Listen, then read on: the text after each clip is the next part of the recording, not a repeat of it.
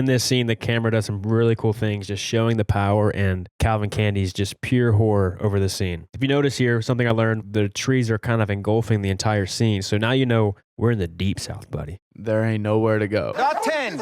So this shot here, the way they frame it, everybody's sitting there watching this as if it were a play. They even have the red seats that they're sitting in right there. Boom. This guy's fearing for his life, but they're all just sitting there watching it like it's just some cool show they're about to witness. So he gets out of his wagon, walks through shit, which is not what a civilized man would do. So that shit is like a symbol of him passing from the high status, fancy schmancy guy, walking through the shit to then where he's about to get real ugly. So watch this as he creeps down.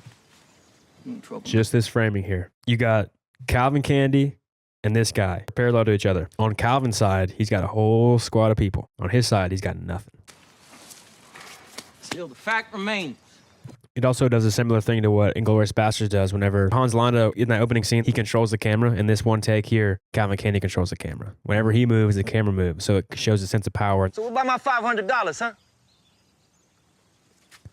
What about my $500? See that shot? And the camera swings back to show all the people in the shot now. So you're really kind of seeing like, oh shit, this is not going to look good for this guy. Yeah. You gonna reimburse me? Alone. That symbolism there, similar to that one shot. Calvin Candy, entire squad behind him, cuts to him behind a tree with nothing behind him. That push in on Schultz showing just how uncomfortable he's getting in the situation. I'll reimburse you. Snap zoom there on Calvin Candy because Schultz just broke character. That snap zoom kind of shows Calvin Candy being shocked at this and like kind of like, whoa, he's a little suspicious now. So now watch Calvin Candy's next shot. Pay $500. Low shot. Power. Now he's kind of on to Schultz. So practically a one-auto. Now he's shot in a low shot, kind of for the first time in the movie. The first time he's not really in control. No, he won't. But then it cuts to Django, similar shot to Calvin, where he's taking control of the scene now. And then once Django kind of saves the day, Calvin watches Django while the dogs tear into that man.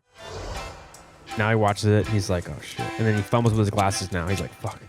Django's obviously putting on an act. He doesn't want to see this guy get ripped apart by dogs, but he has to save his wife. He probably took everything to play the character to save the day. And then once it breaks, he's like, fuck, dude, that was crazy. So like him fumbling the glasses is like a nice little touch there.